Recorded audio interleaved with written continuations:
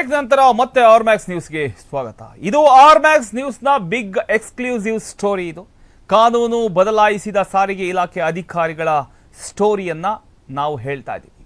ರಾಜ್ಯದ ಎಲ್ಲ ಆರ್ಟಿಒ ಕಚೇರಿಗಳಿಗೆ ಒಂದು ಕಾನೂನು ಇರುತ್ತೆ. ಚಾಮರಾಜನಗರ ಆರ್ಟಿಒಗೆ ಮಾತ್ರ ಬೇರೆ ಕಾನೂನು ಇದೆಯಂತೆ. ನೋಡಿ ಏನು ವಿಚಾರ ಅಂತ. ಇದಲ್ಲದೆ ಇದೇ ಆರ್ಟಿಒನಲ್ಲಿ ಖಾಸಗಿ ಏಜೆಂಟ್ರ ಹಾವಳಿ ಬೇರೆ ಹೆಚ್ಚಾಗಿದೆ. ಎಸ್, ಇದು ಆರ್ ಮ್ಯಾಕ್ಸ್ ನ್ಯೂಸ್ನ ಬಿಗ್ ಎಕ್ಸ್ಕ್ಲೂಸಿವ್ ಸ್ಟೋರಿ. ಕಾನೂನು ಬದಲಾಯಿಸಿದ ಸಾರಿಗೆ ಇಲಾಖೆ ಅಧಿಕಾರಿಗಳ ಸ್ಟೋರಿ ಇದು. ರಾಜ್ಯದ ಎಲ್ಲ ಆರ್ಟಿಒ ಕಚೇರಿಗಳಿಗೆ ಒಂದು ಕಾನೂನು, ಆದರೆ ಚಾಮರಾಜನಗರ ಆರ್ಟಿಒಗೆ ಮಾತ್ರ ಬೇರೆ ಕಾನೂನು ಇದೆಯಾ. ಇದಲ್ಲದೆ ಇದೇ ಆರ್ಟಿಒನಲ್ಲಿ ಖಾಸಗಿ ಏಜೆಂಟ್ರ ಹಾವಳಿ ಬೇರೆ ಹೆಚ್ಚಾಗಿದೆ. ಖಾಸಗಿ ಏಜೆಂಟ್ರ ಹಾವಳಿ ರೂಲ್ಸು ಸರ್ಕಾರದಲ್ಲಿ ಎಲ್ಲ ಒಂದೇ ರೂಲ್ಸ್ ಇದೆ ಅಂತ ನಾವು ಅಂದ್ಕೊಂಡಿದ್ವಿ. ಆದರೆ ನೋ, ಈಗ ಕಾನೂನನ್ನ ಬದಲಾಯಿಸಿರ್ತಕ್ಕಂಥ ಸಾರಿಗೆ ಇಲಾಖೆ ಅಧಿಕಾರಿಗಳ ಸ್ಟೋರಿ ಅಂತ ನಾನು ಆಗ್ಲೇ ಹೇಳಿದೆ. ಅಧಿಕಾರಿಗಳೆಲ್ಲ ಸೇರ್ಕೊಂಡು ಕಾನೂನನ್ನ ಇವರೇ ಬದಲಾಯಿಸ್ಕೊಂಡ್ಬಿಡ್ತಾರೆ. ರಾಜ್ಯದ ಸಾಕಷ್ಟು ಕಡೆ ಆರ್ಟಿಒಗಳಿದೆ, ಆರ್ಟಿಒ ಕಚೇರಿಗಳಿದೆ, ಅವ್ರಿಗೆಲ್ಲ ಒಂದೇ ಕಾನೂನು.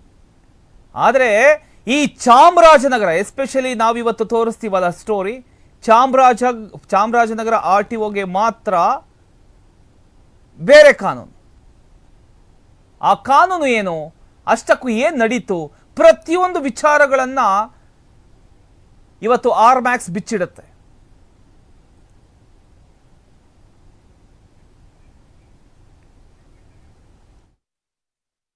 ಈ ಆರ್ಟಿಒ ಆಫೀಸ್ಗೆ ಬೇರೆ ಜಿಲ್ಲೆ, ಬೇರೆ ರಾಜ್ಯ ಜಿಲ್ಲೆಗಳಿಗೆ ಬೇರೆ ಕಾನೂನು, ಚಾಮರಾಜನಗರಕ್ಕೆ ಬೇರೆ ಕಾನೂನು ಮಾಡ್ತಾರೆ. ಏನು JCT ಅವರು ಇದ್ದಾರೆ, ಚಾಮರಾಜನಗರ ಡಿ ಎಲ್ ಮಾಡಿಸ್ಕೊಂಡು ಚಾಮರಾಜ ಜಿಲ್ಲೆಯಲ್ಲೇ ಮಾಡಿಸ್ಬೇಕು, ಹೊರಗಡೆ ಜಿಲ್ಲೆಯವರಿಗೆ ಮಾಡಬಾರ್ದು ಅಂತ ಒಂದು ಹೊಸ ಕಾನೂನು ಮಾಡ್ಕೊಂಡಿದ್ದಾರೆ. ಅದೇ ಥರ ಬೇರೆ FC ಇನ್ನೊಂದು ಗಾಡಿಗಳಿಗೆ ಇನ್ನೇನೆಲ್ಲ ಬೇಕು ಅವ್ರು ಎಲ್ಲವನ್ನು ತಗೊಂಡು ಇಲ್ಲೇ ಮಾಡಿಸ್ಕೋಬೋದು. FC ಮಾಡಿಸ್ಬೇಕಾದ್ರೆ ಅದು ಏನೇನು ಕಂಡೀಷನ್ ನೋಡಿ FC ಮಾಡಬೇಕು. ಯಾವುದೋ ಒಂದು ಮಧ್ಯೆ ಏಜೆಂಟ್ಗಳ ಮುಖಾಂತರ ಇವರೆಲ್ಲ ಮಾಡಿಸ್ತಾ ಇದ್ದಾರೆ. ಆಗ ನಾನು JCT ಅವ್ರಿಗೆ ಹೇಳ್ತಾ ಇದ್ದೀನಿ, ಏನು ಮಾಡಿದ್ರೆ ಅದು ಎಲ್ಲಕ್ಕೂ ಅನ್ವಯಿಸಬೇಕು.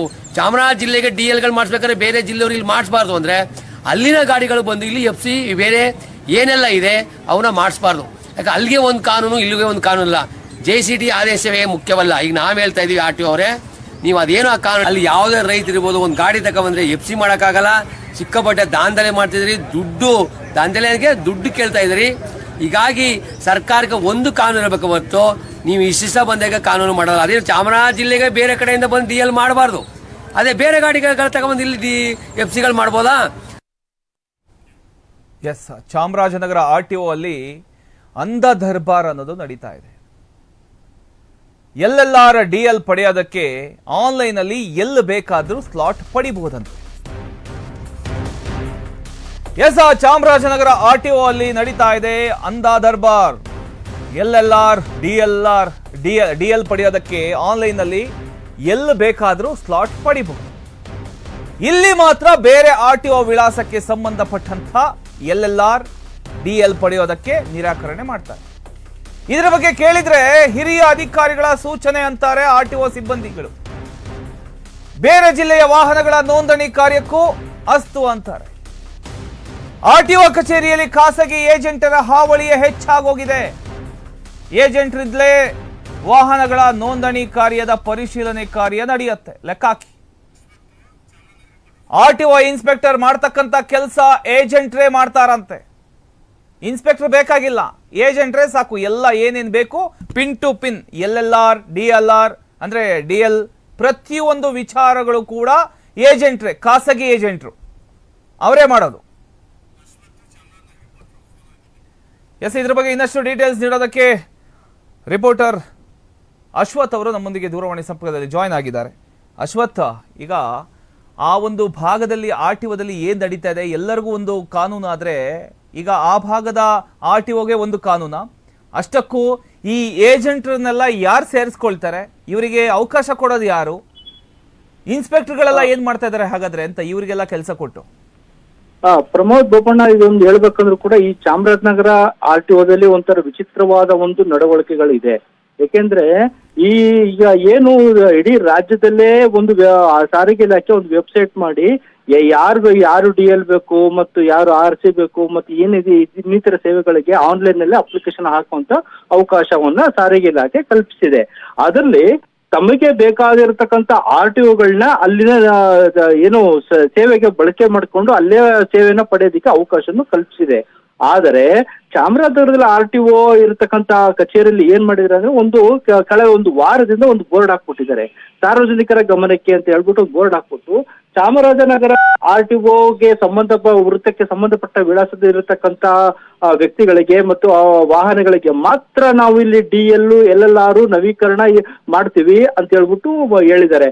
ಯಾಕೆಂದ್ರೆ ಇದು ಏನಪ್ಪಾ ಅಂದ್ರೆ ಈಗ ಉದಾಹರಣೆ ಹೇಳ್ಬೇಕು ಅಂದ್ರೆ ಮೈಸೂರು ಬೆಂಗಳೂರಿನಲ್ಲಿ ಇರ್ತಕ್ಕಂತಹ ಸಾರ್ವಜನಿಕರು ಚಾಮರಾಜನಗರ ಒಂದು RTO ಕಚೇರಿಯಿಂದ ಸೆಲೆಕ್ಟ್ ಮಾಡ್ಕೊಂಡು ಇಲ್ಲಿ ಸೇವೆ ಪಡೆಯಕ್ ಬಂದ್ರೆ ಅವ್ರು ಏನ್ ಹೇಳ್ತಾರೆ ಅಂದ್ರೆ ನಿಮ್ಗೆ ಇಲ್ಲಿ ಟ್ರಾಕೂರಲ್ಲಿ ಓಡ್ಸಕ್ಕಾಗಲ್ಲ, ಅದಕ್ಕೆ ನೀವು ಚಾಮರಾಜನಗರಕ್ಕೆ ಬರ್ತೀರಿ ಅನ್ನೋ ರೀತಿ ಉಡಾಫೆಯಿಂದ ಮಾತನಾಡ್ತಕ್ಕಂಥ ಪ್ರಸಂಗಗಳು ಇದೆ ಅಂದ್ಬಿಟ್ಟು ಸಾರ್ವಜನಿಕರು ಆರ್ಮ್ಯಾಕ್ಸ್ ಕನ್ನಡ ಜೊತೆ ಹೇಳ್ಕೊಂಡಿದ್ದಾರೆ.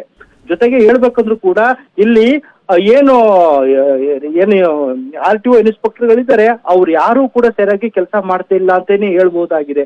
ಕಾರಣ ಹೇಳ್ಬೇಕು ಅಂದ್ರೆ ಸರ್ಕಾರಿ ಕಚೇರಿಯ ಕಡತಗಳು ಏಜೆಂಟ್ಗಳ ಅವ್ರ ಕಂಕಳಲ್ಲಿ ಸಿಗಿಸ್ಕೊಂಡು ಏಜೆಂಟ್ಗಳು ವಾಹನವನ್ನ ತಪಾಸಣೆ ಮಾಡಿ ಫೋಟೋ ತೆಗೆಯೋದು ಮತ್ತಿತರ ದಾಖಲೆಗಳನ್ನ ಸಂಗ್ರಹಣ ಮಾಡ್ತಕ್ಕಂಥ ಕೆಲಸ ಪ್ರತಿನಿತ್ಯ ನಡೀತಾ ಇದೆ. ಈ ಬಗ್ಗೆ ಹಿರಿಯ ಅಧಿಕಾರಿಗಳಿಗೆ ಗಮನಕ್ಕೆ ಬಂದ್ರು ಕೂಡ ಮೌನ ಹಾಕಿದ್ದಾರೆ. ಯಾಕೆಂದ್ರೆ ಅವರಿಗೆ ಇದರಲ್ಲಿ ಪಾಲಿದೆ ಅನ್ನೋದ್ರಲ್ಲೂ ಕೂಡ ಅನುಮಾನನೇ ಇಲ್ಲ. ಯಾಕೆಂದ್ರೆ ಈ ಒಂದು ದೃಢೀಕರಣ ಪತ್ರ ಮಾಡ್ಬೇಕು ಕೂಡ ಏಜೆಂಟ್ರನ್ನೇ ಕಳ್ಸೋದು, ಈ ಒಂದು ಪರಿಶೀಲನೆ ಬೇಕಾದ್ರೆ ಏಜೆಂಟ್ರೇ ಕಳ್ಸೋದು, ಇಂಥ ಕೆಲಸಗಳನ್ನ ಮಾಡ್ಕೊಂಡು RTO ಕೆಲಸ ನಡೀತಾ ಇದೆ. ಆದ್ರೆ ಅದಕ್ಕೆಲ್ಲಕ್ಕಿಂತ ಹೆಚ್ಚಾಗಿ ಈ ಏನು LLR DLಗಳು ಇದೆ ಅದನ್ನ ಎಲ್ಲಿ ಬೇಕಾದ್ರೂ ಮಾಡೋದಕ್ಕೆ ಅವಕಾಶ ಇದ್ರೂ ಕೂಡ ಇಲ್ಲಿನ ಅಧಿಕಾರಿಗಳು ತಮ್ಮದೇ ಆದ ಒಂದು ತೊಗಲಕ್ ದರ್ಬಾರ್ನಿಂದ ಈ ಸಾರ್ವಜನಿಕರಿಗೆ ಒಂದು ನೋಟಿಸ್ ತರ್ತಾರೆ. ನೀವು ಶುಲ್ಕವನ್ನು ಕಟ್ಟಿದ್ರೂ ಕೂಡ ನಾವು ಅದನ್ನು ತಿರಸ್ಕಾರ ಮಾಡ್ತೀವಿ ಅಂತ ಸ್ಪಷ್ಟವಾಗಿ ಹೇಳಿರ್ತಕ್ಕಂಥದ್ದು. ಸಾರಿಗೆ ಇಲಾಖೆ ಹಾಕಿರ್ತಕ್ಕಂಥ ಕಾನೂನನ್ನ ಇವರು ಉಲ್ಲಂಘನೆ ಮಾಡಿ ತಮ್ಮದೇ ಆದ ಒಂದು ಕಾನೂನನ್ನು ಹಾಕಿರ್ತಕ್ಕಂಥದ್ದು ಕೂಡ ಎಲ್ಲೋ ಒಂದು ಕಡೆ ಇದು ಗದಪ್ರಹಾರ ಅಂತ ಹೇಳ್ಬೋದಾಗಿದೆ. ಪ್ರಮೋದ್, ಒಟ್ನಲ್ಲಿ ಇದನ್ನ ತಡಿಬೇಕಂದ್ರೆ ಈಗ ನೆಕ್ಸ್ಟ್ ಸ್ಟೆಪ್ ಏನ್ ತೆಗೆದುಕೊಳ್ಬೇಕಾಗತ್ತೆ ಅಶ್ವಥ್? ಪ್ರಮೋದ್, ಈ ಒಂದು ಬೆಳವಣಿಗೆಗೆ ಸ್ಟೆಪ್ ಏನಪ್ಪಾ ಅಂದ್ರೆ ಏನು ಸಾರಿಗೆ ಇಲಾಖೆಯ ಆಯುಕ್ತರಿದಾರಲ್ಲ, ಬೆಂಗಳೂರಿನಲ್ಲಿ ಇರ್ತಕ್ಕಂಥ ಆಯುಕ್ತರು ಈ ಬಗ್ಗೆ ಅವರು ಪರಿಶೀಲನೆ ಮಾಡಿ ಇದಕ್ಕೆ ಕಟ್ಟುನಿಟ್ಟಿನ ಆದೇಶ ಹೊರಡಿಸ್ಬೇಕು.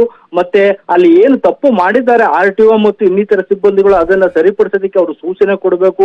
ಜೊತೆಗೆ ಅವ್ರು ಹೇಳ್ತಾರೆ ಏನು ತಪ್ಪಿಸ್ಕೊಳ್ಳಕ್ಕೆ ನಮ್ಗೆ ಸಿಬ್ಬಂದಿಗಳ ಕೊರತೆ ಅಂತ. ಸಿಬ್ಬಂದಿಗಳನ್ನ ಕೂಡ ಸಮರ್ಪಕವಾಗಿ ಹಾಕಿದ್ರೆ ಮಾತ್ರ ಈ ಒಂದು ಸಮಸ್ಯೆಗೆ ಎಲ್ಲನೂ ಕೂಡ ಪರಿಹಾರ ಆಗುತ್ತೆ.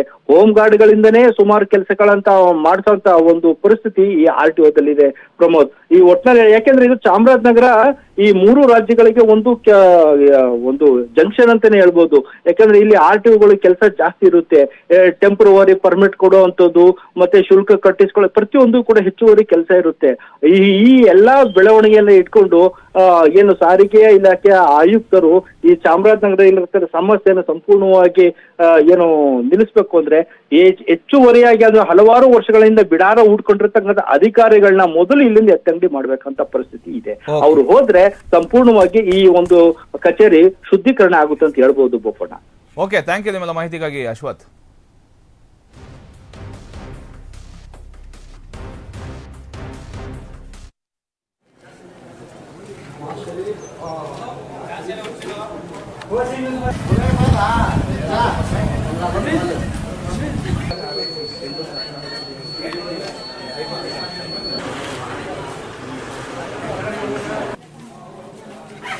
ನಮಗೂ ಒಬ್ರು ತುಂಬಾ ಮೋಸ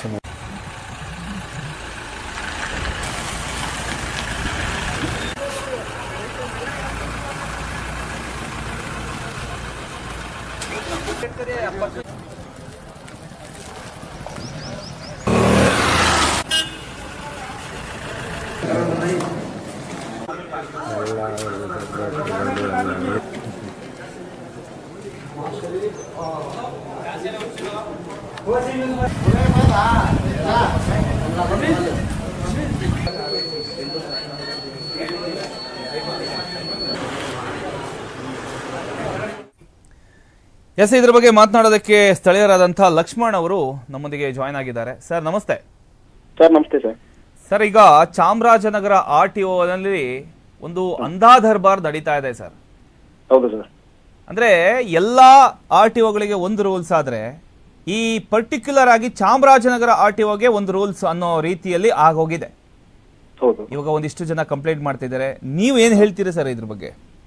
ಸರ್, ಅದು ಸತ್ಯ. ನೀವು ಹೇಳಿದ್ದು 100ಕ್ಕೆ 150 ಭಾಗ ಸತ್ಯ ಸರ್. ಇದು ಚಾಮರಾಜನಗರ ನಮ್ಮ ರಾಜ್ಯಕ್ಕೆ ಒಂದು ಕಾನೂನು ಆದ್ರೆ ನಮ್ಮ ಚಾಮರಾಜನಗರ ಜಿಲ್ಲೆಗೆ ಒಂದು ಕಾನೂನು ಮಾಡ್ಕೊಂಡಿದ್ದಾರೆ ಎಲ್ಲ ಅಧಿಕಾರಿಗಳು. ಮತ್ತೆ ಇಲ್ಲಿ ಬೇಲೆನೇ ಇದೆ, ಹೊಲ ಮೇಯ್ತಾ ಇದೆ ನಂಗೆ. ಇಲ್ಲಿ ಅಧಿಕಾರಿಗಳು ಏನ್ ಮಾಡಿದ್ರೆ ಎಲ್ಲ 11 ಪರ್ಸನ್ಗಳನ್ನ ಅಸಿಸ್ಟೆಂಟ್ ಆಗಿ ಇಟ್ಕೊಂಡಿದ್ದಾರೆ. ಮತ್ತೆ ಯಾವುದೇ ಒಂದು ಗಾಡಿಗಳು ರಿನ್ಯೂವಲ್ ಆಗ್ಬೇಕು ಅಂದ್ರೆ ಅಧಿಕಾರಿಗಳನ್ನ ಪಾಸ್ವರ್ಡ್ ಐಡಿಗಳು ಬರ್ಸ್ಕೊಂಡು ಈ ಬ್ರೋಕರ್ಗಳು ಏನಿದ್ದಾರೆ ಅವರೇ ಅಧಿಕಾರಿಗಳು ಇಲ್ಲದೆ ಇದ್ದಾಗ ಅವ್ರ ಪಾಸ್ವರ್ಡ್ಗಳು ಬರ್ಸ್ಕೊಂಡು ಎಫ್ಸಿಗಳೆಲ್ಲ ಆಗ್ತಾ ಇದೆ ಚಾಮರಾಜನಗರದಲ್ಲಿ. ಹೀಗಾಗಿ ಬೆಂಗಳೂರಲ್ಲಿ ಒಂದ್ಸಲ ಈಗ ಎಲ್ಲ ಸಸ್ಪೆಂಡ್ ಆದ್ರಲ್ಲ ಸರ್, ಅದೇ ತರ ಚಾಮರಾಜನಗರದಲ್ಲಿ ಅಧಿಕಾರಿಗಳ ಪಾಸ್ವರ್ಡ್ಗಳು ಬರ್ಸ್ಕೊಂಡು ಆಲ್ರೆಡಿ ಎಫ್ಸಿಗಳು ಆಗ್ತಾ ಇದಾವೆ. ಗಾಡಿಗಳು RTO ಆಫೀಸ್ ಕಚೇರಿ ಒಳಗಡೆ ಬರ್ತಾ ಇಲ್ಲ. ಆಮೇಲೆ ಅಧಿಕಾರಿಗಳಿಗೆ ಯಾರು ಇಲ್ಲಿ ಕಿಮ್ಮಕ್ಕೂ ಏನು ಮರ್ಯಾದೆ ಇಲ್ಲ ಅಲ್ಲಿ. Okay okay okay, thank you sir, thank you sir. Yes, ಇದಾಗಿತ್ತು ಈ ಕ್ಷಣದ ಸುದ್ದಿ. ಇನ್ನಷ್ಟು ಸುದ್ದಿ ಅಪ್ಡೇಟ್ಗಳಿಗಾಗಿ ನೋಡ್ತಾ ಇರಿ R Max ಕನ್ನಡ ನ್ಯೂಸ್. ಇದು ಜನಹಿತಕ್ಕಾಗಿ.